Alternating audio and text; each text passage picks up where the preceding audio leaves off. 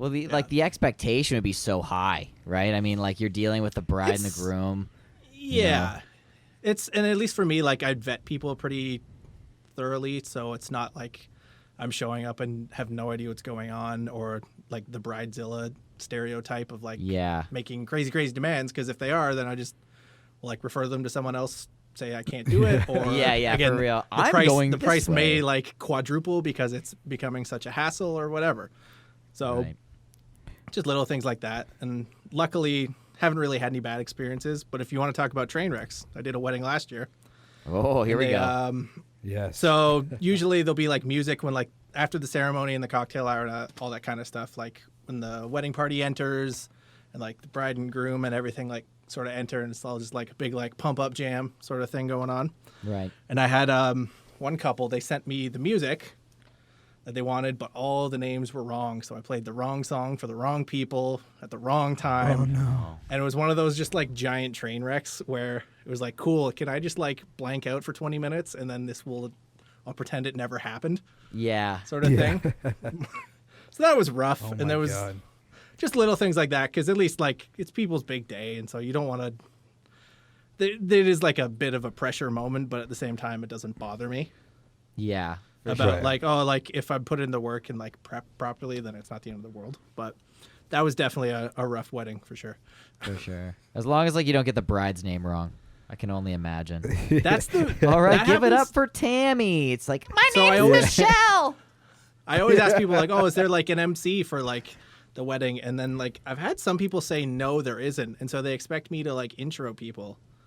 And I always tell them like, I don't know anybody. Yeah, here. I don't know these like people. I'm not gonna know like Uncle Bill's coming up. It's just like I don't know who that person is, and so they'll say like, oh, we'll just introduce so and so, and be like, who? Who is that? I don't know. And they're like, people put a lot of trust in like, oh, you're the DJ or whatever. It's just like, yeah, but I don't know everybody. Or they're like, ask me like the schedule of what's happening. It's like, I don't know either, man. I'm not the caterer. I don't know when like salads are coming out. Yeah. What the hell? Oh my god.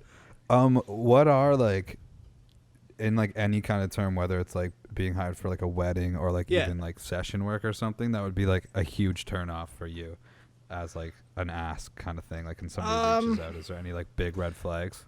I mean, besides like the stereotypical like, oh, exposure thing, man, like that comes with like every creative industry, whether it's like photographers, paint, like whatever. So obviously when like things like that come up in like emails or whatever, like I just don't respond, because there's no point. Like when I already know there's no like negotiation or like discussion going on, it's like, cool, it's just not going to deal with that problem. Yeah, for real. I slightly forget what your question was, but I'm going to... it was basically just red flags for... red like flags. Any kind of, like, there we go. Any kind of ask, I don't know. It's just sometimes like people might pass you off onto someone, or they might say like, oh, my cousin's like emceeing the whole thing, talk to them, but then they take like 2 weeks to get back to me.